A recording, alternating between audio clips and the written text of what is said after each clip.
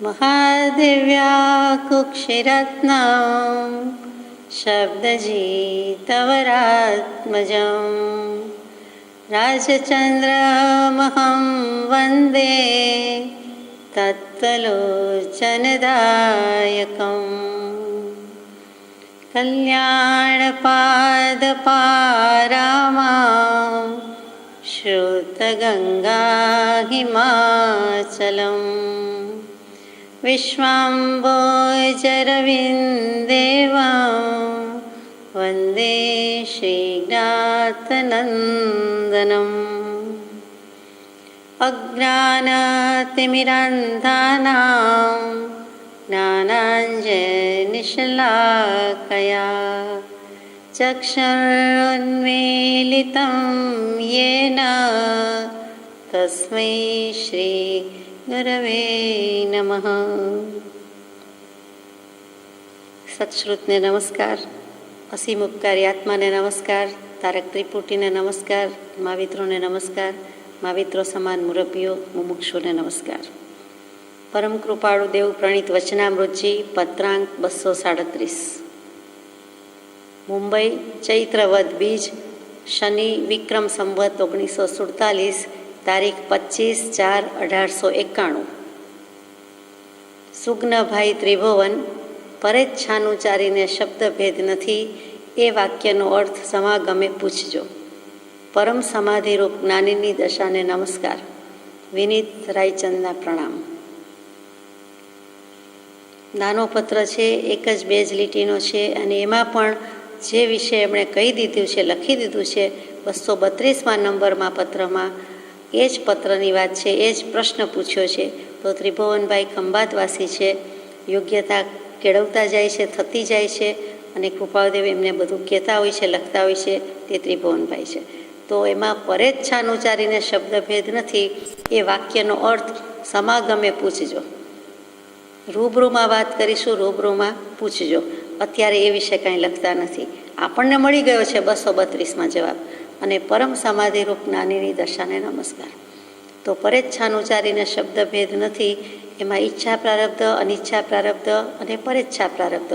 પર એટલે બીજાનું પર, પારકું, પરાયું કહીએ તે કે પરોપકાર માટે, બીજા માટે, બીજાના સુખ દુઃખ માટે, બીજાની ઈચ્છા માટે, એવા કોઈક ઋણાનુબંધ છે માટે એવો ભાવ થાય છે અને એ પૂરેપૂરો કરવાનો, જસ્ટિફાઈ કરવાનો, ન્યાય આપવાનો, સંતોષ આપવાનો પ્રયત્ન કરીએ છીએ। તો તે પરેચ્છા એટલે ઈશ્વરેચ્છા, ભગવાનની મરજી, પ્રારબ્ધ, ભાગ્ય, અમારું નસીબ, તમારું નસીબ, એટલે અમારે આમ કરવું પડે। સાદી ભાષામાં, શિષ્ટ ભાષામાં ઉદય વિચરે, ઉદય પ્રયોગ, તમે એને પ્રારબ્ધ કયો, દૈવ કયો, ભાગ્ય કયો, નિયતિ કયો, હોનહાર કયો, ભવિતવ્યતા કયો કે ક્રમબદ્ધ પર્યાય કયો, જે કેવું હોય તે કયો, ઈશ્વરની ઈચ્છા કયો, ભગવાન કંઈ કરવા આવતો નથી, એના આશીર્વાદ શ્રાપ, ભગવાનની આશીષ બોલીએ છીએ પણ એમના કંઈ શ્રાપ આશીર્વાદ કે કોઈ વ્યક્તિના કે કંઈ લાગુ પડતા નથી, થતા નથી, કોઈની ઈચ્છા કારગત થતી નથી। પૂર્વે અમે કંઈક બાંધ્યું છે, કર્યું છે, તો અત્યારે અમે ઈચ્છાથી નથી કરતા પણ પરેચ્છાથી કરીએ છીએ, પરોપકારથી કરીએ છીએ। બીજાની ઈચ્છાથી, બીજાની બુદ્ધિથી, બીજાના માટે, બીજાના પરોપકાર, બીજા માટે ઉપકાર કરવા માટે, સુખે દુઃખે કરવા માટે, એટલે અમે કરીએ છીએ। તમે શબ્દ ગમે તે લાવો, અમને શબ્દભેદ નથી। કૃપાળદેવને કોઈ ભેદ દૃષ્ટિ, પર્યાય દૃષ્ટિ નથી। ગમે તે શબ્દ લાવો, ગમે તે પર્યાય શબ્દ લાવો, ગમે તે પર્યાય દૃષ્ટિથી જુઓ, પણ અમે તો તમે શબ્દના ઝઘડામાં રહેવું હોય તો રહ્યો, પણ અમે શબ્દભેદ રાખતા નથી, એ જ કહેવું છે। છતાં એમણે તો અહીંયા ત્રિભુવનભાઈને કહ્યું છે કે સમાગમે પૂછજો, એટલે આપણે તો સમજવા માટે આપણી રીતે પ્રયત્ન કરીએ છીએ। ખરેખર તો કૃપાળુદેવને જે કહેવું હોય તે પત્રમાં લખ્યું 232માં અને 237માં લખ્યા છે તે પ્રમાણે એમને રૂબરૂમાં કહ્યું છે। એટલે કે વિચરે ઉદય પ્રયોગ, આત્મજ્ઞાનીની સમ્યક દૃષ્ટિની પરમાત્માની જે દશા હોય છે તે કહી દીધું કે આત્મજ્ઞાન સમદર્શિતા, વિચરે ઉદય પ્રયોગ, અપૂર્વ વાણી, પરમશ્રુત, સદગુરુ લક્ષણ યોગ્ય। આ સદગુરુ કે સત્પુરુષના લક્ષણ છે અને એ વિચરે ઉદય પ્રયોગ, ઉદય અનુસાર બધું કરે છે, બીજું કાંઈ કરતા નથી, નવું ઝુકાવતા નથી। વિનીત રાયચંદના પ્રણામ। એની પહેલાં પાછી દશા સ્પષ્ટ કરી કે પરમ સમાધિરૂપ જ્ઞાનીની દશાને નમસ્કાર। ત્યાં પરમ સમાધિરૂપ જ્ઞાનીની દશા પોતાની થઈ છે, પરમ સમાધિવાળા છે એટલે કે છે જ્ઞાનીની દશાને નમસ્કાર। સમાધિનું વિશેષણ લાગી ગયું છે પરમ સમાધિ, પરમ સમાધિનો એક અર્થ આપણે નિર્વાણ કહીએ, મોક્ષ કહીએ. એને દિગંબર શાસ્ત્રોની સાક્ષી છે, કેટલાક શ્લોકો છે એ રીતે. તો એ જે પરમ સમાધિ કે નિર્વાણ કે મોક્ષ, તો કે મોક્ષ રૂપ તો થયા જ છે. મૂર્તિમાન મોક્ષ છે, સત્પુરુષ છે. એટલે મોક્ષ સ્વરૂપ હોવાથી પરમ સમાધિ રૂપ જ્ઞાનીની દશાને ઉર્ફે જીનપદ દ્વિજપદ એકતા ભેદભાવ નહીં કાંઈ. એટલે જે કાંઈ ભેદ છે તે બીજાને છે, પોતાની હવે એ દશા થઈ ગઈ છે. એટલે ભેદ નથી, અભેદ દૃષ્ટિ છે. અને વિનીત રાયચંદના પ્રણામ. ધન્ય છે કૃપાળદેવ, એવી દશા આટલી લખવાની ચેષ્ટા કરી છે, કૃપા કરી છે. અને પાછું સ્પષ્ટ પોતે જ એકરાર કર્યું છે, મૂકી દીધું છે. પત્રાંક 238, મુંબઈ, ચૈત્રવદ ત્રીજ, શનિ રવિ, વિક્રમ સંવત 1947, તારીખ 26/4/1891. શીર્ષક મૂક્યું છે, તે પૂર્ણ પદને જ્ઞાનીઓ પરમ પ્રેમથી ઉપાસે છે. આ પત્ર પણ ખંભાતવાસી ત્રિભુવનભાઈને જ લખ્યો છે. આગલો પત્ર ચૈત્રવદ બીજ શનિ, આ પત્ર ચૈત્રવદ ત્રીજ રવિ, બીજે જ દિવસે લખ્યું છે. તે પૂર્ણ પદને, તે પૂર્ણ પદ શું? તો કે તે મોક્ષ પદ, તે નિર્વાણ પદ, તે સહયોગી જીન ધરાવે છે. તે પદ ઈચ્છે છે જે જોગીજન અનંત સુખ સ્વરૂપ, મૂળ શુદ્ધ તે આત્મપદ, સહયોગી જીન સ્વરૂપ. તે પદને, પૂર્ણ પદને છે, કેવલ જ્ઞાનવાળું છે અને પરિપૂર્ણ છે. એટલે જ્ઞાનીઓ પરમ પ્રેમથી ઉપાસે છે. એની કોની ઉપાસના કરે છે? તો જ્ઞાની પુરુષ જીન ભગવંતની ઉપાસના કરે છે, તીર્થંકરની કરે છે, કેવલ જ્ઞાનીની કરે છે. કેવલ જ્ઞાનની ઉપાસના કરે છે. વ્યક્તિ વિશેષ નથી આવ્યું, તે પદવીની ઉપાસના કરે છે. ખુરશી તે જોઈએ છે કે ફરી ખુરશી લેવી જ ન પડે, જન્મ મરણ લેવા જ ન પડે. તે મહાપદવી, ઉત્કૃષ્ટ પદવી, તે કેવલ જ્ઞાનની પદવી તે જોઈએ છે. તેને પરમ પ્રેમથી ઉપાસે છે. પર પ્રેમ પ્રવાહ બઢે પ્રભુ છે, સબ આગમ ભેદ સૂર બસે. એવા પરમ પ્રેમથી આપણે પણ ઉપાસવાનું છે. તો પછી પરમ પ્રેમ શાસ્ત્ર પ્રત્યે નથી, શ્રુત પ્રત્યે નથી, અથવા તો છે તો તે કોનામાં છે, કોના થકી આવ્યા? તો કે કેવલ જ્ઞાનથી આવ્યું. સર્વજ્ઞ પ્રરૂપિત તત્વ, સર્વજ્ઞ પ્રરૂપિત બોધ, માટે તેને પરમ પ્રેમથી ઉપાસે છે. 4 દિવસ પહેલાં આપનું પત્ર મળ્યું. પરમ સ્વરૂપના અનુગ્રહથી અત્ર સમાધિ છે. આપની ઈચ્છા સદવૃત્તિઓ થવા રહે છે, એ વાંચી વારંવાર આનંદ થાય છે. 4 દિવસ પહેલાં આપનો પત્ર મળ્યો અને તેમાં પરમ સ્વરૂપના અનુગ્રહથી અમને સમાધિ છે. એટલે પરમાત્માની કૃપાથી છે એમ નથી કહેવું, પણ પરમ સ્વરૂપ છે. તે સત સ્વરૂપ છે, તે શુદ્ધાત્મ સ્વરૂપ છે, તે સહજાત્મ સ્વરૂપ છે, તે અમારું સ્વરૂપ છે. અને તેના સ્વરૂપથી, તેના અનુગ્રહથી અમને અત્યારે સમાધિ છે. એટલે કે પોતે જ પોતાના આત્માની પ્રશંસા કરી છે કે તે સ્વરૂપને કારણે, સ્વરૂપ વડે જીવતા હોવાથી તે સ્વરૂપની અમારા ઉપર કૃપા છે, મહેરબાની છે, ઉપકાર છે, અનુગ્રહ છે. અને એટલા માટે અમને સમાધિ છે. આપની ઈચ્છા સદવૃત્તિઓ થવા રહે છે. એટલે આપની ઈચ્છા છે, ઈચ્છા તો બહુ સારી વાત નથી, પણ શુભેચ્છા છે, કલ્યાણ કરવાની ઈચ્છા છે, મોક્ષ મંગલની ઈચ્છા છે. અને એ સદવૃત્તિમાં થવા જાય છે. એટલે કે ટ્રાન્ઝિશન પીરિયડ છે, એ સંક્રાંત કરે છે, સંક્રાંતિ કાળ છે. એક જગ્યાએથી બીજી જગ્યાએ શિફ્ટ થાય છે, મૂવ થાય છે. અશુભ વૃત્તિ હોય તો પણ શુભ વૃત્તિ થાય છે. અને સત અસતનો વિવેક કરી રહ્યા છો, અને હવે તમારી વૃત્તિ સત પ્રત્યે જાય છે. તે વાંચીને સત કેવું છે? સદવૃત્તિ એટલે શુભ વૃત્તિ તો બહુ ઠીક લાગતું નથી, સ્થૂળ અર્થ છે. પણ સદવૃત્તિ એટલે આત્મા પ્રત્યે, સત પ્રત્યે વૃત્તિ વળી છે. એ વાંચીને વારંવાર આનંદ થાય છે. સંસારમાંથી, અસતમાંથી, માયામાંથી, મિથ્યામાંથી હવે વૃત્તિ સતની પ્રાપ્તિ માટે વળે છે. જિજ્ઞાસા થઈ છે. તે વાંચીને વારંવાર આનંદ થાય છે. આનંદ વારંવાર થાય છે. એમણે તો વારંવાર લખ્યું એ તો બરોબર, પણ વારંવાર એમાં પણ કૃપાળદેવની ખૂબી છે. બાર બાર કહીએ છીએ, જેમ પ્રસંગે પ્રસંગે, સમયે સમયે, એમ વારંવાર આનંદ થાય છે. ચિત્તનું સરળપણું, વૈરાગ્ય અને સત પ્રાપ્ત હોવાની જિજ્ઞાસા એ પ્રાપ્ત થવા પરમ દુર્લભ છે. અને તેની પ્રાપ્તિને વિશે પરમ કારણરૂપ એવો સત્સંગ, તે પ્રાપ્ત થવો એ તો પરમ પરમ દુર્લભ છે. ફરીથી, ચિત્તનું સરળપણું, વૈરાગ્ય અને સત પ્રાપ્ત હોવાની જિજ્ઞાસા, આ ત્રણેય અંગ, ત્રણેય લક્ષણ દુર્લભ છે. મનુષ્યત્વ મળવું જ દુર્લભ છે, પણ મનુષ્યત્વ મળ્યા પછી ચિત્તનું સરળપણું એટલું જ દુર્લભ વસ્તુ છે. ચિત્તની સરળતા શું? તો કે 5મા રામાં જન્મ્યા એટલે જીવો તો વક્ર અને જળ, વાંકા અને જળ જેવા, એટલા સરળતા તો હોય જ નહીં. તેમ છતાં કાંઈક મોક્ષ કરવો છે, મોક્ષે જવું છે, આત્માનું કલ્યાણ કરવું છે, એવી ભાવના થઈ છે. એને પણ શુભેચ્છા હોવા છતાં ચિત્તની સરળતા તો લાવવી જ પડે. સીધી સાદી વાત કહીએ તો સરળ એટલે સીધું, સરળ એટલે સાદું, અને સરળ એટલે સીધી લીટીમાં કહીએ તે સીધું, એક સરખું. તો એ જે સરળનાર છે, આચાર, ઉચ્ચાર અને વિચાર, એ ત્રણેયની સંવાદિતા હોવી, એક લીટીમાં હોવું, એક સૂત્રતા હોવી, તેનું નામ, અને એમાં નિર્દોષતા, તેનું નામ સરળતા કહેવાય. ત્રણેય એક લીટીમાં હોય, જેવું કહે તેવું કરે, તેવું બોલે તેવું આચરે, એમાં ક્યાંય વિસંવાદિતા, વિરોધાભાસ નથી, બધું એક સરખું છે. એક લીટી આંકી હોય, નહીં જેવી ત્રાંસી હોય, વાંકી હોય તો આપણને ગમતું નથી, ચલાવી લેતા નથી, ચલાવી શકાય પણ નહીં. તો એ જે વાંક કે ત્રાંસ હોય, સેજેય ન ચાલે, બિલકુલ સીધું એટલે બિલકુલ સીધું. એટલે આપણે લેવલ વાપરતા થઈ ગયા, તો પછી લેવલ બતાવે, લેવલ વાપરીએ. એ જ જ્ઞાની પુરુષો અહીંયા લેવલ કહે છે કે એમાં બરાબર લેવલિંગ જોઈએ, કે ચિત્તની સરળતા તે ચિત્તની સરળતા એ પહેલી છે. યોગ્યતા માટે, પાત્રતા માટે પહેલું લક્ષણ એ બતાવ્યું છે, માટે ચિત્તની સરળતા જોઈએ. એ જ સરળતા કૃપાળદેવ થોડા દિવસ પહેલાં સૌભાગભાઈને મૂકેલું છે કે પ્રજ્ઞાએ કરીને સરળતા હોવાથી તમારી ઉત્તમ છે વગેરે. તો પ્રજ્ઞાએ કરીને સરળતા સેવવી એટલે શું? તો કે વ્યવહાર શુદ્ધિના ગુણોને પણ રક્ષણની જરૂર પડે છે, અને એટલા માટે પ્રજ્ઞાએ કરીને સેવાયેલી સરળતા એટલે વિશિષ્ટ બુદ્ધિ, શુદ્ધ બુદ્ધિ, નિર્મળ ભાવ, આત્મભાવ વડે સેવાયેલી હોય, અથવા એના વડે જે હોય તે પ્રજ્ઞા. પ્રજ્ઞા એટલે બુદ્ધિ તો ખરું, પ્રજ્ઞાબેન આપણને માફ કરે. બૌદ્ધ દર્શનમાં પણ 10 પારમિતા મૂકી, તેમાં એક પારમિતાનું નામ જ પ્રજ્ઞા પારમિતા છે. આખું શાસ્ત્ર જ પ્રજ્ઞા પારમિતા. એમ પ્રજ્ઞા વિશે તો બધે બહુ જ મૂકેલું છે, અને ષટખંડાગમ ધવલાજી પહેલા ભાગની શરૂઆતમાં જ બધી જ પ્રજ્ઞા કે બુદ્ધિની વાત સુંદર રીતે મૂકી છે.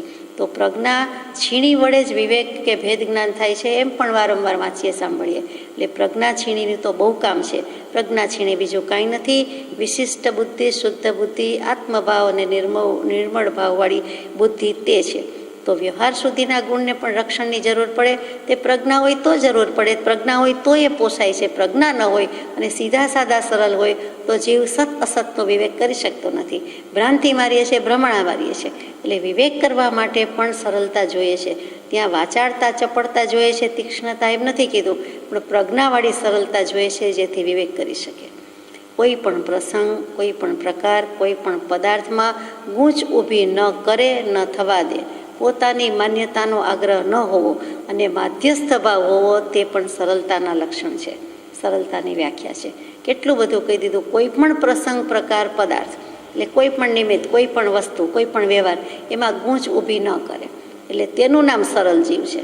કે જે હોય તે સ્વીકારી લે, અથવા તો સરળ ભાવ રાખે. એટલે ગૂંચ ઊભી કરે નહીં, અને કરી હોય તો વધારે નહીં કે થવા ન દે, અને લંબાવે નહીં. પછી બીજું શું કહી દીધું? તો કે પોતાની માન્યતાનો આગ્રહ ન રાખે. ત્યારે જેમ કહો એમ, જેમ ઠીક લાગે એમ જતું કરે. ત્યાં જરાય હું તો આમ માનું છું, મને આમ લાગે છે, એવું બધું કરે નહીં. એટલે પોતે કાંઈ જ નથીનો ભાવ આવે, એવી નર્યું નિરભિમાનતા આવે, તો જ આ નિર્દોષતા આવે, તો જ આ સરળતા આવે. નહીં તો શેના ચલાવી લે?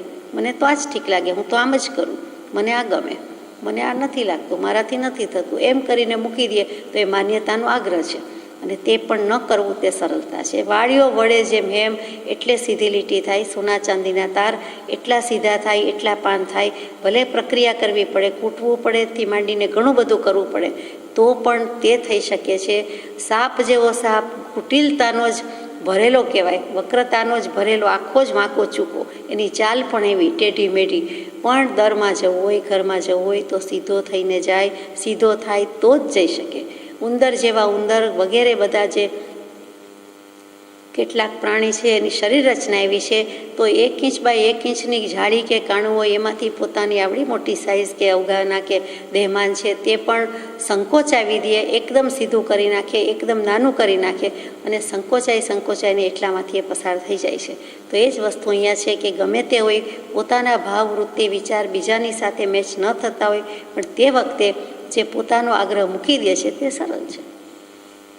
જીવો એને જળ જેવા, બોઘા, બુદ્ધુ, મૂર્ખ નથી કરી શકતા એવું માને તો માને, ક્ષમા રાખીએ તો પણ એવું કહેવાના છે. પણ સમર્થકું ભૂષણ ભલા, અસમર્થકું રક્ષણ ભલા. એ ક્ષમાની વાત કરીએ આપણે, 14માં મિચ્છામિ દુક્કડમ કર્યા, આત્માર્થે કરીએ ખામના, એ જ વસ્તુ સરળતા છે. બીજું લક્ષણ છે વૈરાગ્ય.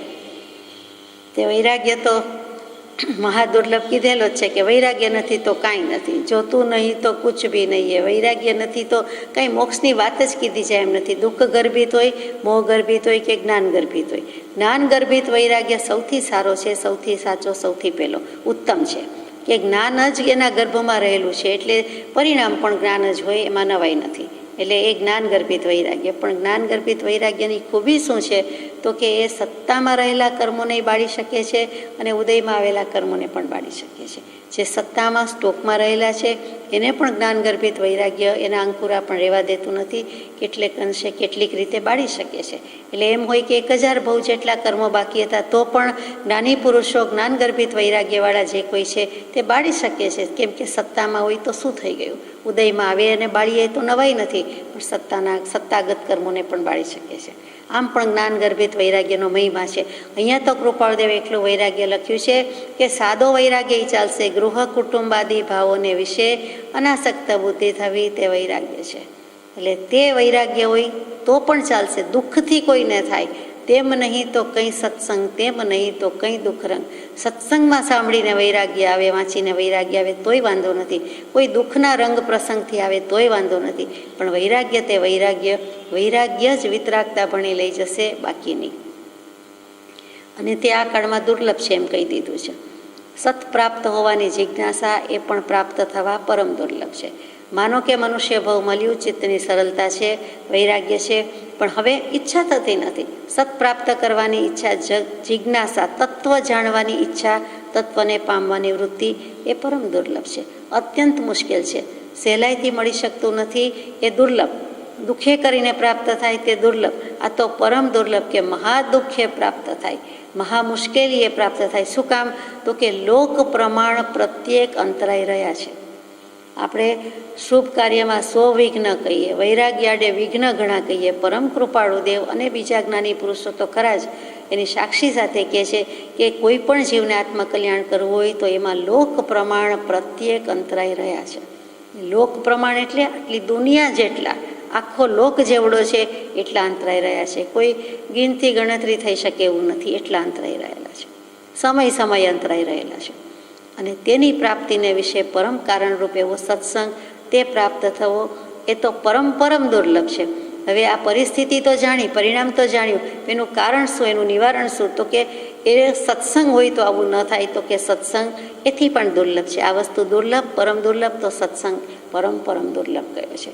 તો આપણને એમ થાય કે 5મો આરો છે એટલે ને ચોથા આરામાં, તો કે ચોથા આરામાં પણ સત્સંગ તો દુર્લભ જ હતો. તો 5મા આરામાં હોય એમાં નવાઈ નથી. હવે સત શું, સત પ્રાપ્ત હોવાની જિજ્ઞાસા એટલે સત શું, તો કે ઘણા બધા પત્રોમાં વિચારણા કરી લીધી છે.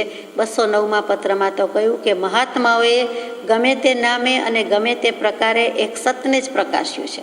પછી એ સતના બધા નામ આપે, એને પરમ પ્રેમ કયો, પરમ જ્ઞાન કયો, પરમાત્મા કયો, સચ્ચિદાનંદ કયો, અલખ કયો, ઈશ્વર કયો, નિરંજન કયો, સિદ્ધ કયો, જે કયો તે અમે જે કહીએ છીએ તે આ પરમાત્મા તત્વની વાત કહેવા માટે, આ સતની વાત કરવા માટે જ કહીએ છીએ, બીજું નહીં. એ આપણે 209માં વિચાર્યું. તો સત કહેતા ત્યાં એમ જ કહી દીધું કે આત્મા કયો, અસ્તિત્વ કયો, જે કયો તે. વેદાંત દર્શનને પૂછો તો સતની વ્યાખ્યા શું કહે કે જેનો ત્રણેય કાળમાં બાધ કે નિષેધ ન થઈ શકે એવું અદ્વિતીય બ્રહ્મ તે સત. ત્રણેય કાળમાં સત છે ને છે, સિદ્ધ થઈ જાય તો ભળી જાય એમ ભલે કે, પણ સતરૂપે રહે છે. આત્માનો કંઈ નાશ થઈ જતો નથી, મીટી ફીટી જતું નથી, એનું અસ્તિત્વ નસ્ત ભસ્ત થતું નથી, જરાય ફેર પડતો નથી. એ જેમ છે તેમ એનું અસ્તિત્વ છે જ. આત્મા તરીકેના અસ્તિત્વમાં કાંઈ ફેર નથી, પણ બીજું કાંઈ જ નથી, પણ માત્ર સુખ સ્વરૂપ છે, આનંદ સ્વરૂપ છે, વગેરે વગેરે છે. અનંત શક્તિનો ધણી અનંત શક્તિ જ ધરાવે છે, અનંત સુખ ધરાવે છે, અનંત સામર્થ્ય ધરાવે છે. એને કાયા કર્મ ક્લેશ કશાય કાંઈ જ નથી, મૂળમાં કાયા જ નથી, એટલે કાંઈ માયા જ નથી. એટલે ત્યાં સત કહેતા ફરીથી જેનો ત્રણેય કાળમાં બાધ કે નિષેધ ન થઈ શકે એવું અદ્વિતીય બ્રહ્મ કહેતા અદ્વિતીય આત્મતત્વ, આત્મા જેવો કોઈ દેવ નથી કે ત્રણેય કાળમાં એને બાધ કરી શકતું નથી, એને નિષેધ થઈ શકતો નથી. એટલે તેનું નામ સત. એટલે ત્રણેય કાળમાં નિષેધ નહીં, તે બાદ થઈ શકતો નથી, નકારી શકાતો નથી. ગમે તે કરો પણ આત્મતત્વની બાદબાકી થઈ શકતી નથી. 4 ગતિમાં રિસાયકલિંગ થતું એમ ફર્યા કરે છે, પણ એની સંખ્યામાં ફેર પડતો નથી. અને એ જ આત્મા પાછો સિદ્ધાત્મા થાય છે, એટલે પંચમ ગતિમાં પહોંચે છે, તો પણ આત્મા તરીકે અસ્તિત્વ છે. એટલે જેટલા આત્મા હતા એટલા જ રહે છે, એમાં કંઈ ફેર પડતો નથી. એ પણ વિચારવા જેવું છે. એ જ વસ્તુ જીનાગમથી શું કહે છે ત્રિપદીમાં, ઉત્પાદ વ્યય દ્રવ્યયુક્તમ સત. એટલે ઉત્પન્ન થાય છે, વ્યય થાય છે, છતાં એનું ધ્રુવતા દ્રવ્ય એ ટકાવી રાખે છે, એ ચોક્કસ છે. એટલે એ પણ સતની વ્યાખ્યા કહી. તો એવા સતની પ્રાપ્ત કરવાની કે એવું કયું આત્મતત્વ છે, એવું શું છે કે આ સંસાર ભાવ છે એ મોડો પડતો નથી અને મોક્ષ ભાવ પ્રગટતો નથી, એટલી જ કરવાની વાત છે. એટલો જ પુરુષાર્થ કરવાની વાત છે કે દેહ ભાવ જોઈતો નથી, એટલે ઘટતો નથી, ખપતો નથી, અને એ જાય એટલે આપણો આત્મભાવ તો છે ને છે જ. એટલું કરવા માટે, એટલે કે એ સતને ઓળખવાની, પરિચય કરવાની, જાણવાની જિજ્ઞાસા, ઈચ્છા, તે પ્રાપ્ત થવા પરમ દુર્લભ છે. મોટેરા પુરુષોએ આ કાળને કઠણ કયો છે. મોટેરા પુરુષો સૌરાષ્ટ્રમાં જ બોલાતું હશે. વડીલો, મુરબ્બી, મહાત્મા, સંતો કહીએ એવી રીતે મોટેરા, જે મહાત્મા થઈ ગયા છે, જે આત્મતત્વ પોતે જ મહત્તત્વ મોટું છે અને એને પ્રાપ્ત કરી લીધેલું છે, એવા શાણા સજ્જનો, સત્સંગ, સત્પુરુષો જે થઈ ગયા, તે મોટેરા પુરુષોએ જ્ઞાની પુરુષ કહેવાની બદલે મોટેરા કહી દીધું છે કે જ્ઞાનમાં મોટા છે. એક આ કાળને કઠણ કાળ કયો છે, એમણે જ ભાગ પડ્યા છે. વ્યાસજી કળિયુગ કહે છે અને જીનાગમ તેને પંચામારો કે હુંડાવ સર્પિણી કાળ કે દુષ્મ કાળ કહે છે કે વિષમ કાળ કહે છે, તે છે. એટલે તે કઠણ કાળ છે, પણ તેનું મુખ્ય કારણ તો એ છે કે સત્સંગનો જોગ થવો જીવને બહુ કઠણ છે. સત્સંગના અભાવથી કે અયોગ્યતાથી જોગ નથી થતો, દુર્લભતા છે, એટલે કાળ વગોવાયો છે, કાળની નિંદા થાય છે. અને એમ હોવાથી કાળને પણ કઠણ કયો છે. એટલે લોકોનો વાંક છે, સત્સંગ થતો નથી, સત્સંગનું ઓળખાણ નથી, સત્સંગ કરતા નથી, સત્સંગની પડી નથી, એટલે કાળની કઠણાઈ કહી છે. અને સત્સંગી, સત્સંગ કરનારા એમ કહે છે કે કાળ ખરાબ છે, એટલે કાળની કઠણાઈ છે, એટલે સત્સંગ ક્યાંથી મળે, ક્યાંથી થાય. બંને અરસપરસ છે, બંને એકબીજાને કહે. પણ કાળ દ્રવ્ય ઉદાસીનપણે સહાયક છે. એટલે કાળ તત્વ શું કરે, જીવો એવા થાય એટલે એમ કહેવું પડે. જીવોનું આપણું પુણ્ય ઓછું થાય, મંદ થાય, પરવારી જાય, એટલે એમ કહેવું પડે કે ચાલો સત્સંગનો અભાવ છે, સત્સંગની દુર્લભતા છે. માયામય અગ્નિથી 14 રાજલોક પ્રજ્વલિત છે. હવે માયા શું, બહુ મોટી વાત છે. આપણે માયા એટલે સમજી જતા હોય, પણ એવું લાગતું નથી. સમજી ગયા હોય તો માયા રાખતા ન હોત. એટલે માયા છે, રાખીએ છીએ, એટલે માયાનું સ્વરૂપ સમજ્યા નથી, સાબિત થાય છે. તો મા અને યા, મા નથી, યા જે નથી તે, અને તેમ છતાં એનું સ્વરૂપ છે. તો કે સ્વરૂપનું વિસ્મરણ, પોતાને પોતાના સ્વરૂપનું વિસ્મરણ, આત્માનું વિસ્મરણ હોવું, થવું કે રાખવું, એ પણ માયા છે. પોતે એમ કહે દે કે હું આત્મા નથી, તો તે વખતે માયા જ છે ને, આત્મા તો છે. તેમ છતાં હું દેહ છું એમ માનીને ફરે છે, મોટી માયા છે, મહામાયા છે. શુદ્ધ સત્વગુણ પ્રધાન પ્રકૃતિ, તેનું નામ પણ માયા. જે 3 ગુણ છે, સત્વગુણ, રજોગુણ, તમોગુણ, એમાં શુદ્ધ સત્વગુણ જેમાં પ્રધાન અંશે રહેલો છે તેવી પ્રકૃતિ, તે પણ માયા છે. એ સાંખ્ય દર્શનનો સિદ્ધાંત છે, વિચારવા જેવો છે. ઈશ્વરની ઉપાધિ, તે પણ માયા. ઈશ્વરની માયા એમ કહી દઈએ તેમ ઈશ્વરની ઉપાધિ કહીએ, એ પણ માયા જ છે. પ્રધાન જ્યારે કહે છે પુરુષ અને પ્રકૃતિ, ત્યારે પણ એ માયાને જ કહેવામાં આવે છે. એની શક્તિ કહેવાય છે કે મહામાયા, યોગ માયા, શક્તિ. તો એ શક્તિ 2 રીતે કામ કરે, આવરણ અને વિક્ષેપ. આવરણ શું કરે, તો કે દર્શન મોહનીય કરાવે, અજ્ઞાન, સ્વરૂપનું અજ્ઞાન કરાવે, અવિદ્યા હોય એને એટલે કે પોતાને પોતાનું જ્ઞાન થવા ન દે, તે આવરણ શક્તિ છે. માયા એની લપેટમાં લઈ લે છે, એટલે આત્માને નિજ સ્વરૂપનું, પોતાને પોતાનો જ પરિચય, ઓળખાણ કે જ્ઞાન થઈ શકતું નથી. અને વિક્ષેપ શું કરે, કેવી રીતે કરે, આ માયાની શક્તિની વાત છે. તો કે રાગદ્વેષ કરાવે, શુભાશુભ કરાવે, સાચું ખોટું કરાવે, સારું ખરાબ કરાવે, એટલે વિક્ષેપ શક્તિ. એટલે આવરણ કે વિક્ષેપ શક્તિથી માયા હંમેશા આપણને લપેટમાં આત્માને લઈ લે છે, તેનું નામ માયા. હવે માયાનું સ્વરૂપ શું કહેવાય, આ માયાની શક્તિની વાત થઈ. તો કે માયાનું સ્વરૂપ એટલે માયાના લક્ષણ વગેરે વિચારવાના. તો માયા અનાદિ છે, ઉત્પત્તિ રહિત છે. માયા ક્યારે ઉત્પન્ન થઈ, કોણે કરી એમ થાય, તો કે અનાદિ છે. જેમ આત્મા અનાદિકાળથી છે, એમ માયા પણ અનાદિકાળથી છે. એ આદિ નથી, એની કોઈ શરૂઆત નથી, એની કોઈ ઉત્પત્તિ થઈ નથી. એટલે કે ઉત્પત્તિ વિનાનું એમ છે જ. જેમ આત્મા છે, કર્મ છે, તેમ માયા છે જ. પછી માયા એક કે અનેક, તો કે માયા એક જ છે. સ્વરૂપે માયા એક જ છે, એમાં અનેક પ્રકાર એમ નથી કહેવાતું. માયા એટલે માયા એક. આત્મા એક કહીએ તેમ આત્મા સાથે માયા પણ એક છે. એટલે એક એક આત્મા સાથે એક એક માયા એમ કહેવું હોય તો એમ. પણ જેમ આત્મતત્વ સામાન્ય તત્વ છે તેવી રીતે માયા તત્વ પણ સામાન્ય છે. પછી શાંત કહી છે, એટલે કે સ અંત, શાંત નહીં, શમ પરથી શાંત નહીં, પણ અંત સહિત શાંત છે. એટલે કે અનાદિ ભલે હોય અને આદિ નથી, પણ એનો અંત છે. જો જ્ઞાન થઈ જાય તો માયાનો અંત થઈ શકે છે, લાવી શકાય છે, માયાને અટકાવી શકાય છે, રોકી શકાય છે. એટલે જ્ઞાનથી માયાનો બાધ થાય છે, માયાનો અંત થઈ શકે છે, એટલે કે શાંત છે. અને ચોથું જે સૌથી વધારે સમજવા જેવું કે સત અસતથી વિલક્ષણ, એનું નામ માયા. માયા સત પણ નથી, માયા અસત પણ નથી, માયા સત અસતથી જુદી છે, વિલક્ષણ છે. લક્ષણ એક સરખું હોય તે અહીંયા વિલક્ષણ કહ્યું છે કે બંને નથી. તો માયા સત નથી, માયા અસ્તિત્વ નથી, હાજર નથી, તો માયા અસત નથી એ સાબિત કરે છે. કેવી રીતે? માયા સત નથી તો આપણે કેવી રીતે કહીએ?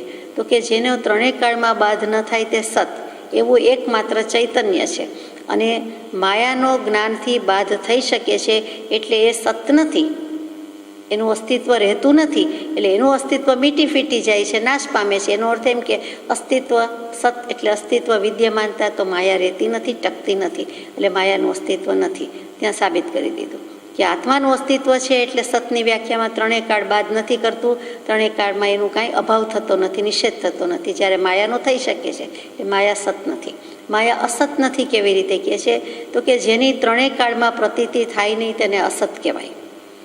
અનઅસ્તિત્વ એનું નામ અસત, તો એની ત્રણેય કાળમાં પ્રતીતિ થતી જ નથી. જેમ કે સસલાનું શિંગડું, તો આ ભાવમાં કે આ કાળમાં નથી એમ નહીં, ક્યારેય નહોતું અને ક્યારેય નહીં થાય અને ક્યારેય છે નહીં. તેમ છતાં આપણે બોલીએ, લખીએ તો સસલાનું શિંગડું, વંધ્યાનો પુત્ર અથવા તો વંધ્યાનું સંતાન, અથવા તો આકાશમાં ઉગેલું કુસુમ, ફૂલ, પુષ્પ, તો એ બધી જેમ અશક્યવત વાત છે, તેવી રીતે અસત વાત છે, તેવી રીતે માયાનું પણ એવું જ છે કે એની ત્રણેય કાળમાં પ્રતીતિ હોય નહીં. તો જ્ઞાન થયા પહેલાં માયા અને તેનું કાર્ય તો પ્રતીત થાય છે. તો કે જ્ઞાન થયા પહેલાં થાય છે, પછી થતું નથી. કેવી રીતે? તો કે જગતમાં હું અજ્ઞાની છું, હું આત્માને જાણતો નથી, તો એ શું છે? આપણે એમ કહીએ કે હું તો અજ્ઞાની, હું તો આત્મા છું, પણ એવો કંઈ ભાવ નથી. જાગતા બેઠા છીએ છતાં એમ બોલીએ કે હું અજ્ઞાની અને બ્રહ્મને જાણતો દેખતો નથી, માયાને ઓળખતો નથી, કંઈ નથી. તો ત્યાં શું છે? આત્માને જાણતો નથી એમ કહે છે. પોતે પોતાના સ્વરૂપને હોવા છતાં છુપાવા જાય છે, એનું જ નામ માયા. એટલે હું જાણતો નથી, આત્માની શંકા કરે, આત્મા પોતે આપતો, એ માયા છે. ત્યાં જ્યાં સુધી શંકા છે, પ્રશ્ન છે, ત્યાં સુધી જવાબ આવે, પછી નહીં. એવી જ રીતે સ્વપ્નમાં જે અનેકવિધ પદાર્થો વગેરે દેખાય છે, તેનું ઉપાદાન કારણ શું? તો કે માયા છે. સ્વપ્નમાં જોયું તેને સાચું કેવું કે ખોટું કેવું? તો આપણે કહેવાના કે જોયું, અમે જોયું ને અમને અનુભવ થયો ને ખોટું છે. તેમ છતાં વસ્તુ સ્વરૂપે કે વ્યક્તિ સ્વરૂપે દેખાતી નથી. તો ત્યાં એ થાય છે શું કામ? દૃશ્ય છે કે અદૃશ્ય છે? તો કે સતય નથી ને અસતય નથી. એનો અર્થ કે માયા છે. ઇન્દ્રજાળ કહીએ છીએ તેમ છે નહીં છતાં દેખાય છે. જળની જગ્યાએ સ્થળ, સ્થળની જગ્યાએ જળ, તો એ શું છે? ઝાંઝવાના જળ જેવું. તો કે એક જાતની માયા છે. તો એવી રીતે અહીંયા પણ માયા કહી દીધી. એવી જ રીતે સુષુપ્તિમાંથી, ઊંઘમાંથી જાગ્યા પછી હું સુખે ઊંઘ્યો, મને જરાય સારી ઊંઘ ના આવી, આ વગેરે યાદ રહે છે. એ ન જાણેલી વસ્તુનું જ્ઞાન થાય નહીં. આ યાદ રહે છે, સ્મરણ થાય છે કે સારી ઊંઘ હતી કે સારી ઊંઘ નહોતી. એનો અર્થ જ એમ કે કાંઈક જ્ઞાન છે, પણ કેવું? તો કે ન જાણેલી વસ્તુનું તો થાય નહીં. એટલે કે ત્યાં જાણ્યું તો ખરું કે ઊંઘ શું, પણ બતાવી શકાતી નથી, કહી શકાતી નથી. તો તે વખતે સુષુપ્તમાંથી જે કાંઈ થતું ભાન, તે આવું ભાન છે. યાદ તો રહે છે કે ઊંઘ આવી કે નહીં, ફીલ તો થાય છે, સંવેદના તો છે. તો કે એ પણ માયા છે. એટલે કે અજ્ઞાનનું જ્ઞાન છે. જાણકારી છે, માયા જ્ઞાન છે, એ અજ્ઞાનનું જ્ઞાન, એટલે એ માયાનું જ્ઞાન થયું. ખરું જ્ઞાની પુરુષો લખે છે. ટૂંકમાં ત્રણેય અવસ્થામાં, સ્વપ્ન, સુષુપ્તિ કે જાગૃત, એમાં માયા છે, પણ એ માયા અસતથી વિલક્ષણ છે. એટલે કોઈ કહી દે કે માયા જેવું કંઈ છે જ નહીં, દેખાતું જ નથી, અનુભવી શકાય છે, તો એમ નથી. એ સત પણ નથી, તેમ અસત પણ નથી. એ વિદ્યમાન પણ નથી, અવિદ્યમાન પણ નથી. એ હાજર પણ નથી, એ ગેરહાજર પણ નથી. એનો ભાવ પણ નથી, એનો અભાવ પણ નથી. તેનું નામ માયા. એટલે કે મિથ્યા કે છે. અદ્વૈત મત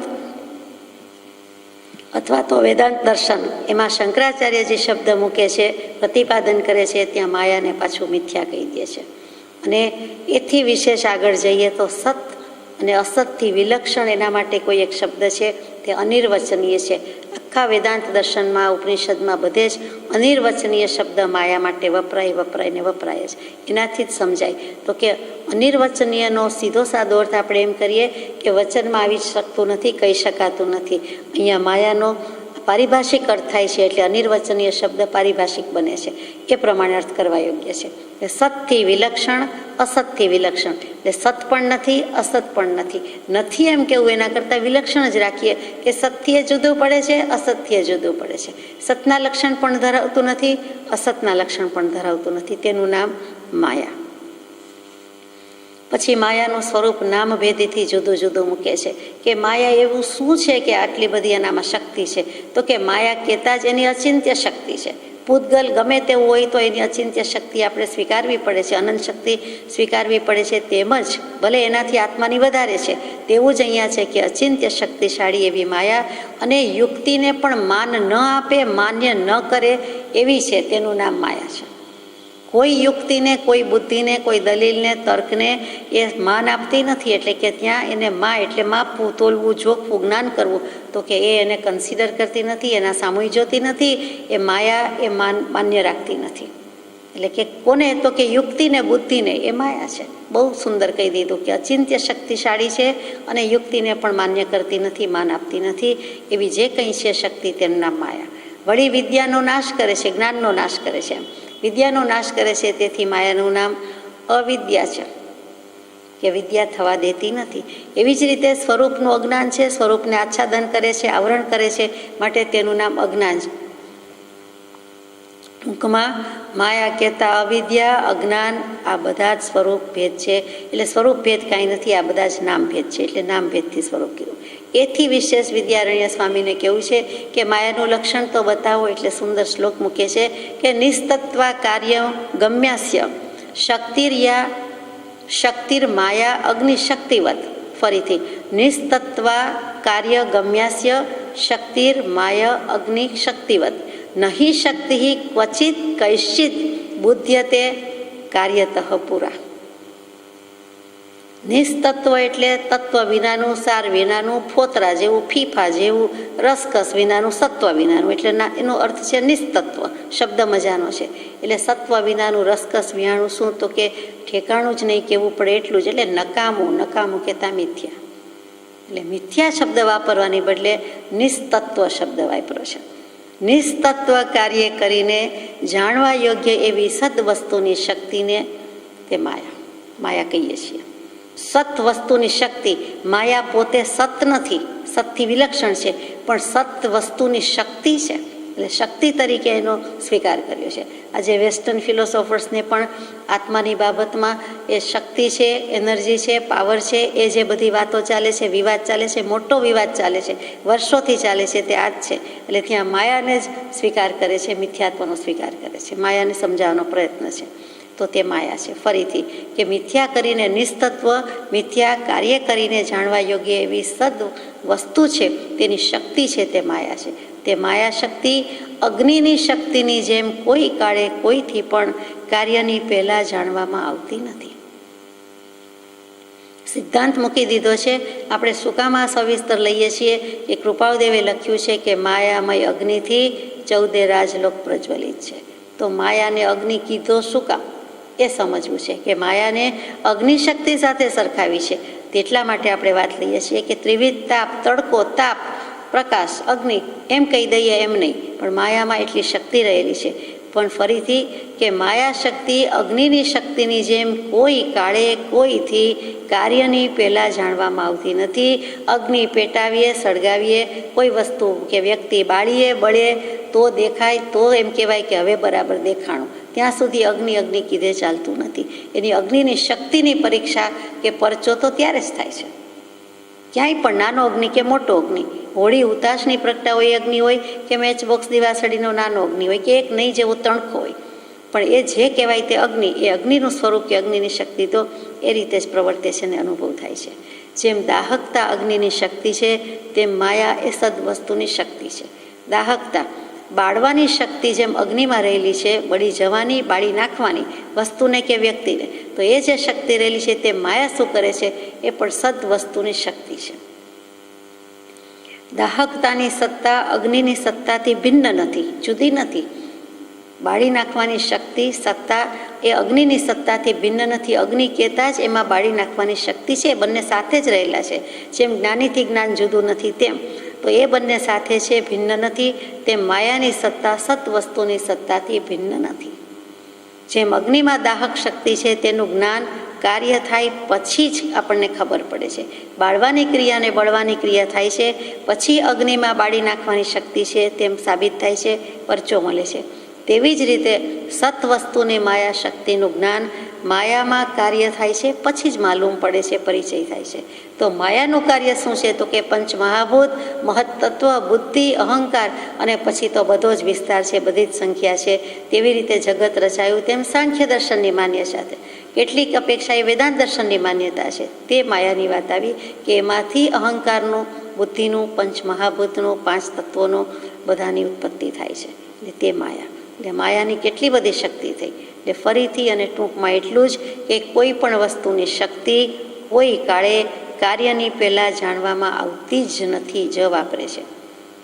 કોઈ પણ વસ્તુની શક્તિ એ કાર્ય થયા પછી ખબર પડે છે. સાકરનો સ્વાદ આવો છે, ગળપણ છે કે કારેલું કડવું છે કે મીઠું ખારું છે તો એ વસ્તુનું અસ્તિત્વ છે, એને ખાવામાં વાપરવામાં આવે છે, એ શક્તિ છે, એનો ઉપયોગ કરવામાં આવે છે, સ્વાદ લેવામાં આવે છે, જાણવામાં આવે છે, પછી ખબર પડે છે. એ થાય છે ત્યારે ખબર પડે છે, એમનેમ ખબર પડતી નથી. આટલી સીધી સાદી વાત છે, પણ એ માયાનો અગ્નિ કીધો છે. એટલે કે જેમ સતની શક્તિ છે, માયાની શક્તિ છે, અને માયાને અગ્નિ કહી દીધો છે કે અગ્નિમાં દાઝવાની, દજાડવાની શક્તિ રહેલી છે, તે માયામાં એટલી શક્તિ રહેલી છે. માયામય અગ્નિથી 14 રાજલોક પ્રજ્વલિત છે. આધિ વ્યાધિ ઉપાધિનો ત્રિવિધ તાપ શું કામ છે? આધ્યાત્મિક, આધિ ભૌતિક, આધિ દૈવિક તાપ શું કામ છે તો કે માયાના અગ્નિથી છે. માયા જે રહેલી છે, મિથ્યાત્વ રહેલું છે, અવિદ્યા રહેલું છે, અજ્ઞાન રહેલું છે, એટલે આ બધી શક્તિનો પરચો મળે છે. એટલે એને જોગમાયા કહીએ, યોગમાયા કહીએ, મહામાયા કહીએ, મહાશક્તિ કહીએ, એટલા માટે કહીએ. કેટલીક વખત આદ્યા શક્તિ કહીએ, પણ આ તો અનાદ્યા શક્તિ છે, એની કોઈ આદિ જ નથી, શરૂઆતથી જ છે, મૂળથી જ છે. એટલે શરૂઆત જેવું જ નથી, અનાદિકાળથી છે. તો એ માયા. હવે ત્રિવિધ તાપમાં શું કહીએ? આધિ વ્યાધિ ઉપાધિમાં આખો લોક બળે છે, આપણે એમાં આવી ગયા. 14 રાજલોક, અખિલ બ્રહ્માંડ, આખો લોક એટલે આખો લોક. 7 ભૂલોક ને 7 પાતાળ લોક ને 7 દેવલોક ને જે કહેવાતું હોય તે બધું આવી ગયું. 3 લોક આવી ગયું, ત્રિભુવન આવી ગયું, અને 14 રાજલોક જીનાગમથી ગયા તે આવી ગયા. એટલે દુનિયાનો કોઈ ખૂણો, ખાંચરો, વ્યક્તિ, અંશ માત્ર ક્યાંય બાકી રહેતું નથી. તો આધિ વ્યાધિ ઉપાધિમાં શું કહીએ? આધિ એટલે મનના રોગ, વ્યાધિ એટલે શરીરના રોગ, અને પછી ઉપાધિ એટલે શારીરિક માનસિક રોગ સિવાયનું જે કંઈ બખડ જંતર છે તે બધું જ ઉપાધિ છે. બેઠા હોય અને હમણાં કોઈ તાર ફોન સમાચાર આવે, કોઈક ઉઠાડી જાય, એકદમ પાણી ભરાવા માંડે, એકદમ સુનામી શરૂ થઈ જાય, ધરતીકંપ થઈ જાય, અને ઉઠી જવું પડે કે જે કરતા હોય તે પ્રવૃત્તિનો અંત આવી જાય, અથવા અચાનક કંઈ પણ અટકી જવાય, વાત પૂરી થઈ જાય, ઊભું થઈ જવું પડે કે જે કરતા હોય તે છોડી દેવું પડે. એ બધું શું છે?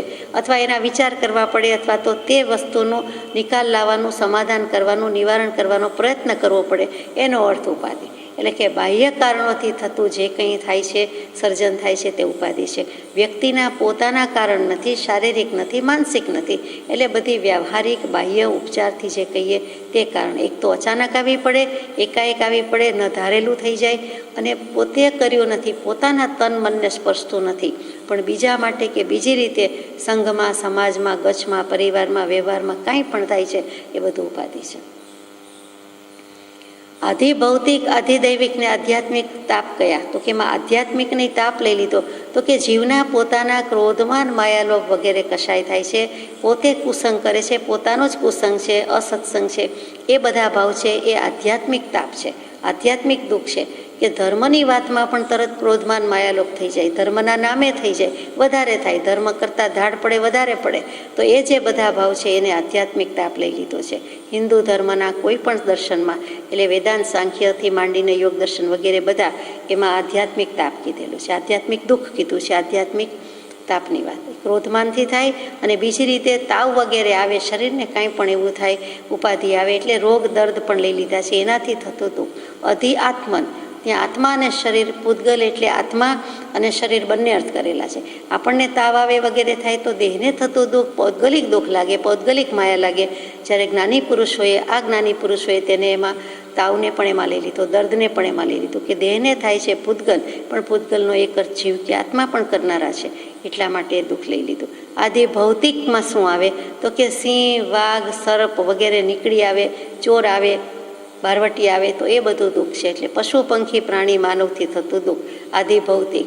એટલે આ ફાની જગતનું જે કાંઈ દુઃખ છે તે માયાવી દુઃખ છે. તે કે સિંહ, વાઘ આવે, અચાનક આવી ચડે, અથવા તો આ દીપડો છૂટો પડી ગયો છે ને હમણાં આવી જાય, અથવા તો સાપ નીકળે, સાપના ટોળા નીકળે, વરસતો વરસાદ હોય અને 1000 જેટલા સાપ નીકળે, એટલે એને શું કરવું, પોતે કેવી રીતે ચાલવું, ક્યાં જવું, જે બધા ઉપાધિ કે દુઃખ લાગે છે તે. એવી જ રીતે ચોર આવી જાય અને જે કાંઈ કરે છે તે, તો એ આધિ ભૌતિક દુઃખ થયા. આધિ દૈવિકમાં શું તો કે દૈવિકતા નસીબ કહીએ તે, કે નસીબ યોગે થાય, નસીબ જોગે થાય, ભાગ્યમાં હોઈને થાય. અને દૈવિકતા દેવો પણ આવ્યું, કે દેવો કંઈક કરે, આગલા બહુના કંઈક કોઈ સંસ્કારી અસંસ્કારી, અને એ દેવો કંઈક ઉપાધિ આપે કે દુઃખ લાવે, તો એ દૈવિક દુઃખમાં આવ્યું, એટલે આધિદૈવિકમાં આવ્યું. એવી જ રીતે વીજળી પડે, ધરતીકંપ થાય, ભૂકંપ થાય, અતિવૃષ્ટિ, અનાવૃષ્ટિ, અને સાથે સાથે સુનામી વગેરે ચાલતું હોય છે, વીજળી થતી હોય છે, અને કોઈક જીવનો પણ ક્યારેક દેહ ત્યાગ થઈ જતો હોય છે, તો એ આધિદૈવિક દુઃખ છે. એટલે 3 દુઃખ એ રીતે લઈ લીધા. ટૂંકમાં ત્રિવિધ તાપ અગ્નિથી આ 14 રાજલોક બળી રહ્યો છે. માયામય અગ્નિથી 14 રાજલોક પ્રજ્વલિત છે. એટલું જ નહીં, તે માયામાં જીવની બુદ્ધિ રાચી રહી છે. જીવ એમાં ને એમાં ફસાયેલો છે, રચે છે, રંગે ચંગે માણે છે, નથી ગમતું છતાં કરે છે, કરવું પડે છે ને કરે છે. પણ વૈરાગ્ય હોય તો એ ફરજ રૂપે કરે, ટેસ્ટથી, રુચિથી, રસપૂર્વક ના કરે, એટલો ફેર પડે. એટલે માયામાં જીવની બુદ્ધિ રાચી રહી છે, તેમાં જ છે, કરોળિયાના ઝાડાની જેમ છે, અને તેથી જીવ પણ તે ત્રિવિધ તાપ અગ્નિથી બળ્યા કરે છે. બહાર તો આગ હોય, પણ આપણે આગમાં કૂદીએ અથવા ઝંપલાવીએ તો આપણને આગ ભરખી જાય, એની નજીક જઈએ તો થોડોક તાપ લાગે, સાવ જતા રહીએ તો બળીને ભસ્મીભૂત કે બળતું થઈ જાય. તો એવી રીતે અગ્નિ તો ભલે હોય, ત્રિવિધ તાપ તો છે, કૃપાળુદેવ કહે છે જગતમાં, પણ આપણે શું કામ એ નિમિત્તમાં જવું જોઈએ, કે ભૂસકો મારવો જોઈએ, કે એની જેટલું નજીક જઈએ તો આપણને શરીર ગરમ થવાનું જ છે, છાંટા ઉડવાના જ છે. તો ત્રિવિધ તાપમાં પાછું ઝુકાવે છે, ઝંપલાવે છે.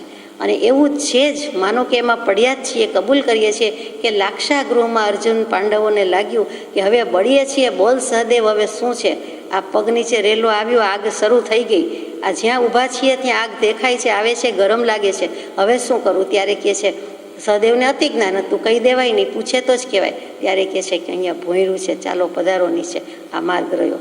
પછી ભોંયરા વાટે નીકળી જાય છે, આપણે જાણીએ છીએ.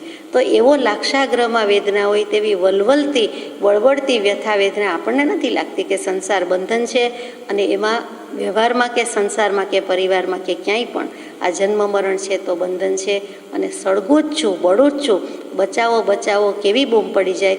એવી જ્ઞાની પુરુષ પાસે આપણી હે પ્રભુ શું કહું, બચાવો દીનાનાથ દયાળ, એવી બૂમ પાડતા હજી આવડતી નથી. કેમ કે એવું બળતું લાગતું નથી. જો બળતું લાગે તો ઉપાય તરત થાય. એટલે જીવ પણ એ ત્રિવિધ તાપ અગ્નિથી બળ્યા કરે છે. તો એને શું છે, કરવાનું શું છે? પરમ કારુણ્ય મૂર્તિનો બોધ એ જ પરમ શીતળ જળ છે. એવા પ્રસંગે શું એક જળ સમાન છે, છાંટે ત્યારે શીતળ પાણી, એવી મારા રાજની વાણી.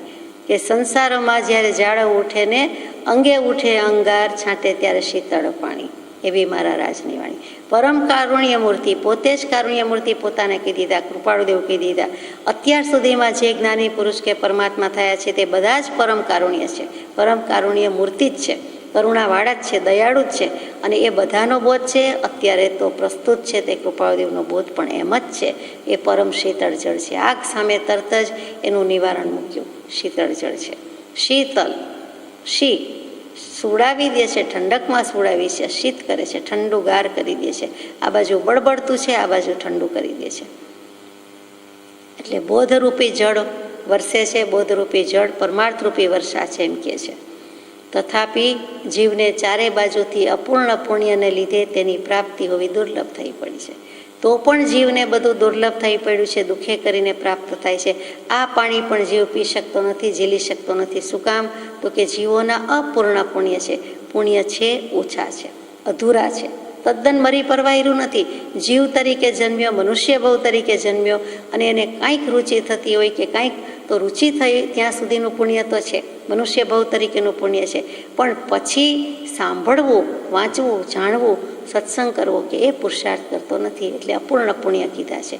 બહુ પુણ્ય કેરા પુંજથી મનુષ્ય દેહ તો મળી ગયો, પછી કાંઈક રુચિ પણ થઈ સતની, પણ ખરી રુચિ થઈ નથી કે જેથી એની પાછળ પડી જાય, એનો પરિચય કરી લે. પણ એ જ વસ્તુની ચિંતના રાખવી. પછી બધું નકારાત્મક, નિષેધાત્મક, નિરાશાજનક તો કહેવાય નહીં, હોય નહીં, તો કરવું શું? તો કે એ જ વસ્તુની ચિંતના રાખવી કે બીજાનું જે હોય તે મારે તો મારા આત્માનું કલ્યાણ કરવું છે, આત્મતત્વને પામવું છે, પરિચય કરવો જ છે. સતને વિશે પ્રીતિ, સતરૂપ સંતને વિશે પરમ ભક્તિ, તેના માર્ગની જિજ્ઞાસા એ જ નિરંતર સંભાળવા યોગ્ય છે. હવે શું કરવું એ વાત આવી ગઈ કે સતને વિશે પ્રીતિ. સત અવતરણ ચિહ્નમાં છે કે જે સતની વાત ચાલે છે એટલે આત્મા, સીધી સાદી રીતે અસ્તિત્વ, એના વિશે પ્રીતિ.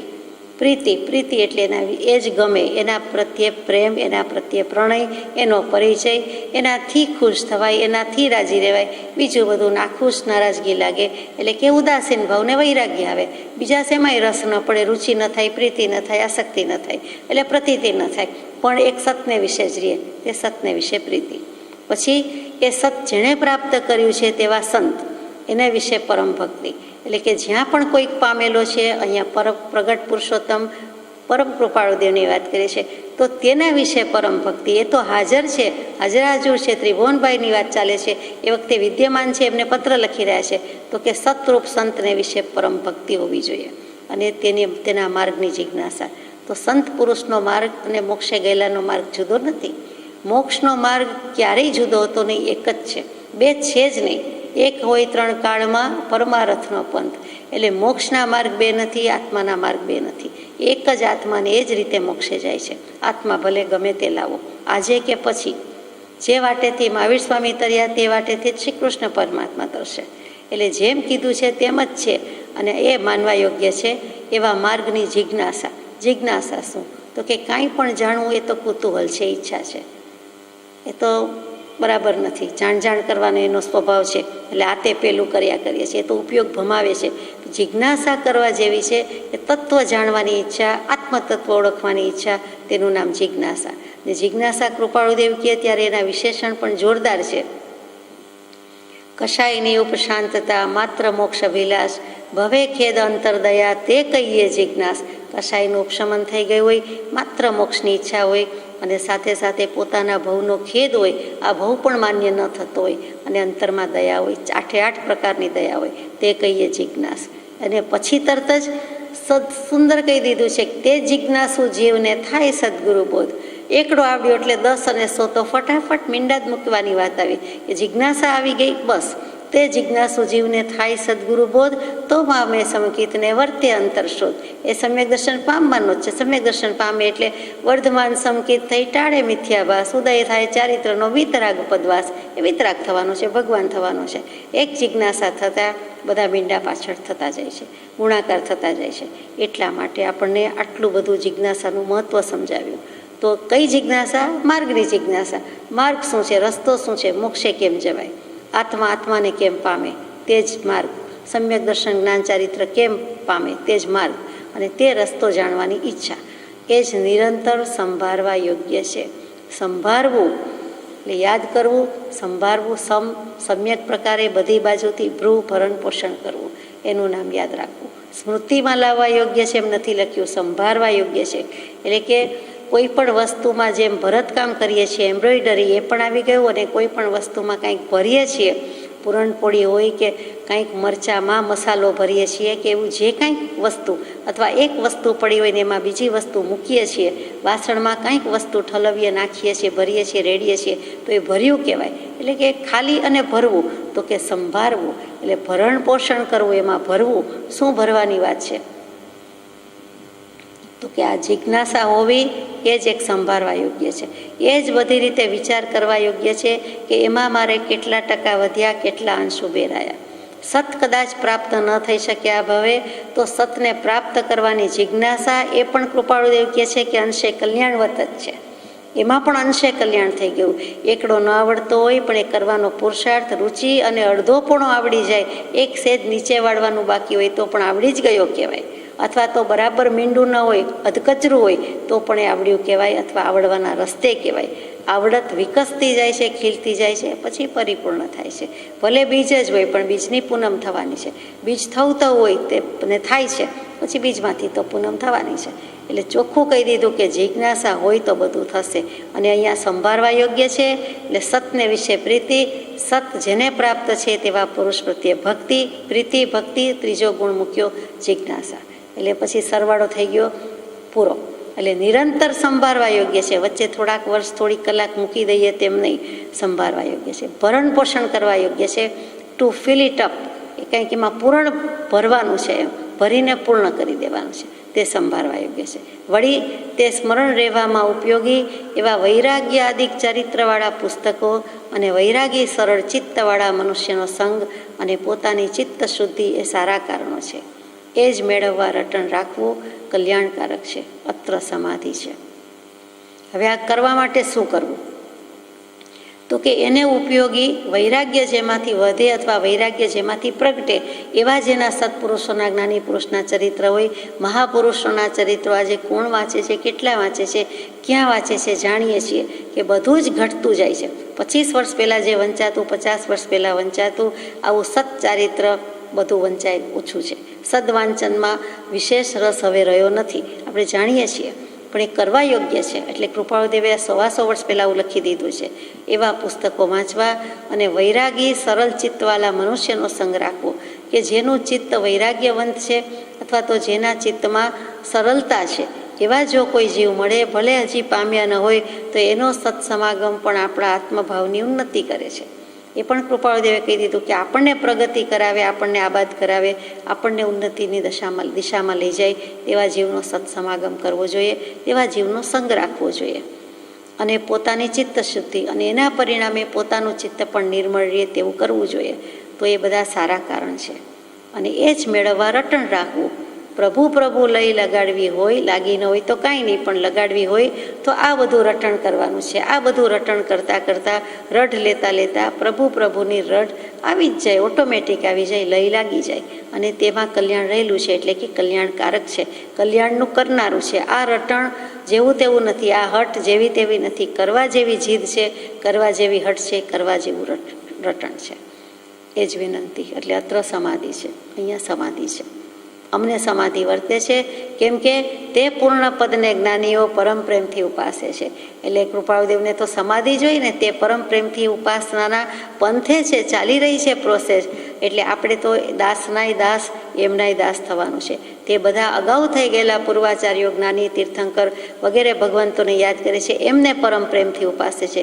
તો આપણા જેવાએ તો એમનાય દાસ થવા જેવું છે, એનાય દાસ થવા જેવું છે. એટલે દાસાનું દાસ જે બ્રહ્મચારીજી લખે છે તે બિલકુલ સમજાય તેવી વાત છે. આગળ જઈએ. પત્રાંક 239, મુંબઈ, ચૈત્રવદ 7 શુક્ર ગુરુ વિક્રમ સંવત 1947, તારીખ 30/4/1891. પૂજ્ય સૌભાગભાઈને આ પત્ર છે. એમાં ટાઇટલમાં જ મૂક્યું છે, આપ્યું સૌને તે અક્ષરધામ રે. ગઈકાલે એક કૃપાપત્ર મળ્યું હતું, અત્ર પરમાનંદ છે. જોકે ઉપાધિ સંયુક્ત કાળ ઘણો જાય છે. ઈશ્વર ઈચ્છા પ્રમાણે વર્તવું શ્રેયસ્કર છે અને યોગ્ય છે. એટલે જેમ ચાલે છે તેમ ઉપાધિ હો તો ભલે અને ન હો તો પણ ભલે, જે હોય તે સમાન જ છે. આવો તોય ભલે, ના આવો તોય ભલે, બધું સરખું જ છે. કરો તોય ભલે, ન જમો તોય ભલે, ન કરો તોય ભલે. એમ જે આપણે કહીએ છીએ તે કહે છે કે ઈશ્વર ઈચ્છા પ્રમાણે વર્તવું શ્રેયસ્કર છે. પરેચ્છાનુચારીને શબ્દભેદ નથી. એટલે જેમ છે તેમ છે, જેમ ચાલે છે તેમ છે. ઉપાધિ હોય તોય ભલે. આપણે દર્દમાં, રોગમાં ઘણીવાર કંટાળીને કહીએ કે હવે આ તો સાથે જ આવશે, અગ્નિ સંસ્કાર થશે ત્યારે સ્મશાન સુધી સાથે જ આવશે, આમાં કંઈ ફેર પડતો નથી, હવે જાજુ કે થોડું જે હોય તે એક સરખું છે. ડૉક્ટરની દુનિયામાં એના રિપોર્ટમાં જે આવતું હોય તે મને તો એક સરખું લાગે છે. એમ જે વાત સાંભળીએ છીએ તે જ વાત કૃપાળુદેવ કહે છે કે ઉપાધિ સાથે ઘણો કાળ અમારો જાય છે, પણ વસ્તુ તો આમ છે.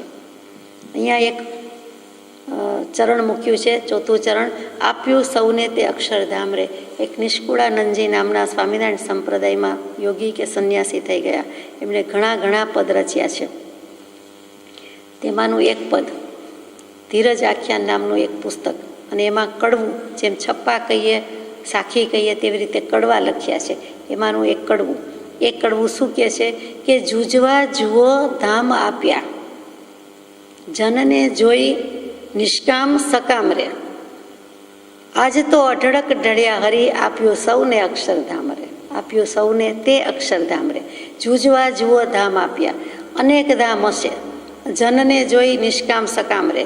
નિષ્કામ પુરુષ થયા છે તેણે સકામી સંસારીને બધા આવા ઘણાય ધામ આપ્યા હશે, ઘણા ઠેકાણા બતાવ્યા હશે, ઘણી જગ્યાએ સુખ રહ્યું છે એમ કહ્યું હશે, વગેરે વગેરે.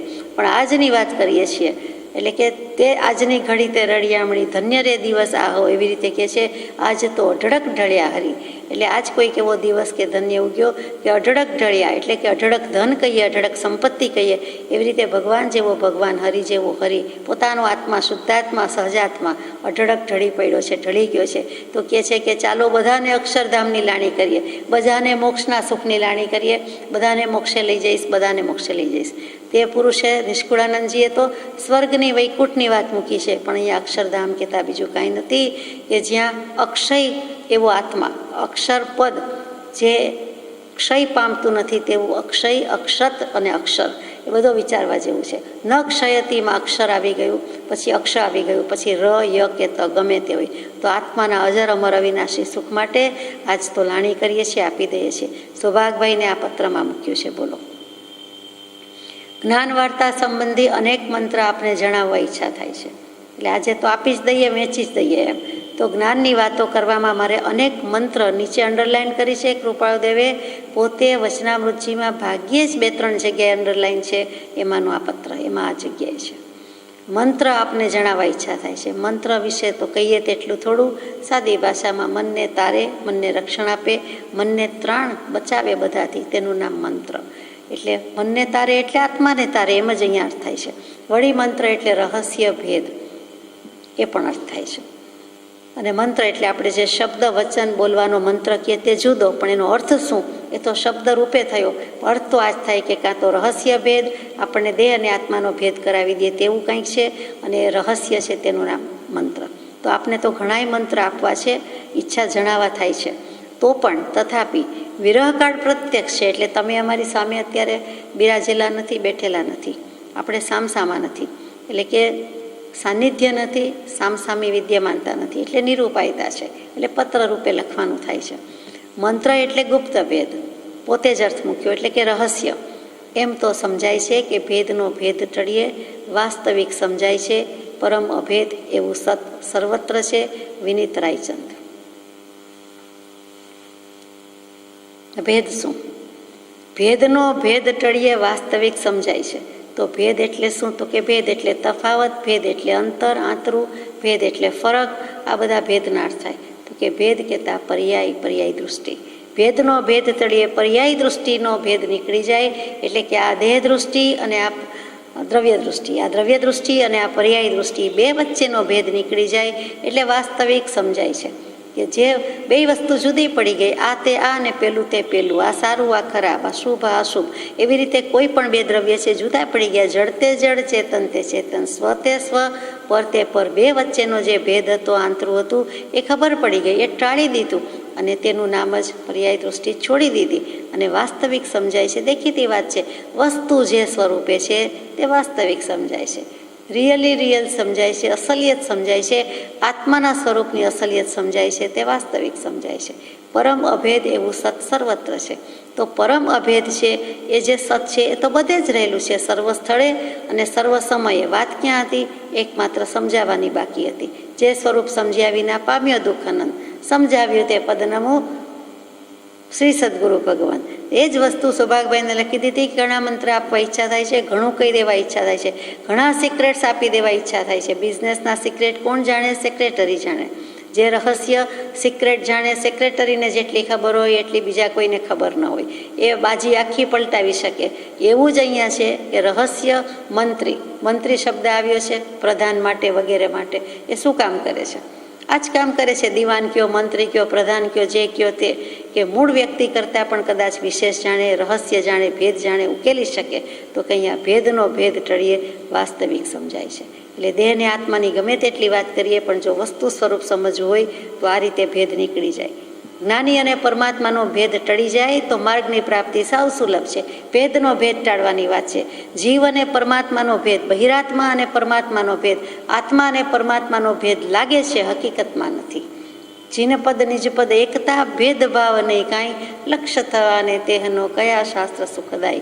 એ લક્ષ્ય કરાવવા માટે, એ વિવેક જ્ઞાન કરવા માટે, ભેદ જ્ઞાન કરવા માટે આપણામાં અને પરમાત્મામાં ફેર નથી, છતાં લાગે છે રહ્યો છે. શું કામ રહ્યો, શું કારણથી રહ્યો, શું કારણથી નિવારી શકાય, એ ટળી જાય એટલે ભેદ ટળી ગયો એટલે આપણે આત્મા થઈને રહ્યા, એટલે પછી પર્યાય કંઈ રહી જ નહીં, કોઈ વિકલ્પ જ રહ્યો નહીં અને રહસ્યની પ્રાપ્તિ થઈ ગઈ.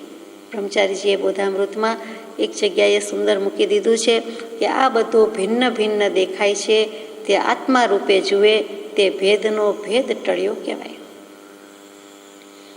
ફરીથી સીધી ભાષામાં કે આ બધું ભિન્ન ભિન્ન રૂપે દેખાય છે, બધું જુદું જુદું દેખાય છે, આ આમ છે, આ તેમ છે, તો કે બધું આત્મા રૂપે જુએ, આત્મા રૂપે દેખે તો ભેદનો ભેદ ટળ્યો કહેવાય. એટલે એકમાત્ર આત્મા દેખાય, આત્મદૃષ્ટિ થઈ જાય, દ્રવ્ય દૃષ્ટિ થઈ જાય, એ કેવું છે એમ સમજાય છે કે જીવ અને ઈશ્વરનો ભેદ પણ ન રહે, આત્મા અને પરમાત્માનો ભેદ ન રહે, પોતે જ જે કંઈ છે તે એકમાત્ર આત્મા.